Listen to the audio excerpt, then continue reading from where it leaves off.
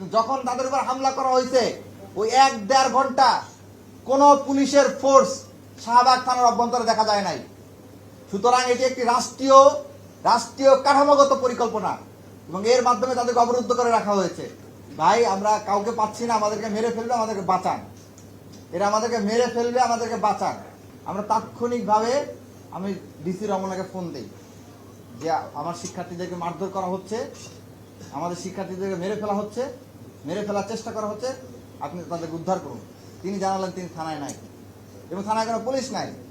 তো আমরা তারপরও 4-5 জন যারা একসাথে ছিলাম দ্রুত যাই, যাতে করে আমরা চেষ্টা করে হলে আমাদেরকে যেতে আমরা এতটুকু অন্তত আশা করেছিলাম যে ঢাকা বিশ্ববিদ্যালয় অভ্যন্তরে ছাত্রদল সহিংসতার দিকে যাবে না। সারা দেশে যাই করুক, ঢাকা বিশ্ববিদ্যালয় ছাত্রদল দিকে যাবে না। দেখেন, আমরা 21 তারিখ লিখিত অভিযোগ দিছি, তার 3 দিনের মাথায় আমাদের উপর হামলা করা হলো। তিনি বলেন তদন্ত চলছে। এই তদন্ত কতদিন চলবে? আমাদেরকে মেরে ফেললে তারপরে কি তদন্ত শেষ হবে না? হত্যার উদ্দেশ্যে তো মেরেছে, যেভাবে মেরেছে এই গণপ্রতিনিধি তো তোফাজ্জল বা অন্যান্যরা মারা গিয়েছে। আপনারা জানেন তোফাজ্জল হত্যাকাণ্ডের সাথে কারা জড়িত ছিল, আপনারা জানেন। আমাদের যে কথা যে আপনারা তদন্তের নামে কালক্ষেপণ করছেন, আপনারা এর ব্যবস্থা গ্রহণ করুন।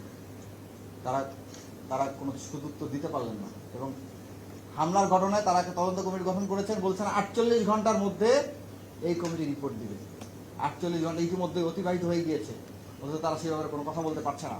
আমরা আশা করছিলাম বিশ্ববিদ্যালয়ের ভিসি ওয়াহিদুল ইসলাম স্যার, তিনি একজন সজ্জন ব্যক্তি, তিনি গেস্ট রুম গণনার বিরুদ্ধে কথা বলেছেন এবং বিভিন্নভাবে ফেসিবাদের বিরুদ্ধে লড়াই করেছেন। অন্তপক্ষে তিনি অভিভাবক সুলভ জায়গাটা বজায় রাখবেন, কিন্তু আমরা কেন জানো তার উপর ভরসাটা রাখতে পারছি। ছাত্রদল বলেছে এটা অনাকাঙ্ক্ষিত ঘটনা, ঠিক হুবহু সেই কথা বিশ্ববিদ্যালয় বিবৃতি দিয়েছে। আপনাদের মাধ্যমে দেশবাসীর কাছে এতটুকুই বলতে চাই, আজকে আমাদের মামলা নেওয়া হচ্ছে না। আমাদের সাংবাদিকরা যখন মামলা করতে গেছে তাদের মামলা এখন নেওয়া হয়নি। আমরা জানি না আমরা মামলা করতে গেলে আমাদের মামলা নেবে কিনা। আমাদের অভিযোগ দেওয়ার সময় সাংবাদিক বের করে দেওয়া হচ্ছে। তো শিক্ষার্থীদের প্রতি আমরা আহ্বান জানাবো যে আমরা শুধুমাত্র একজন শিক্ষার্থী যেই দলেরই হোক তাকে বাঁচানোর জন্য আমরা ছুটে গিয়েছিলাম।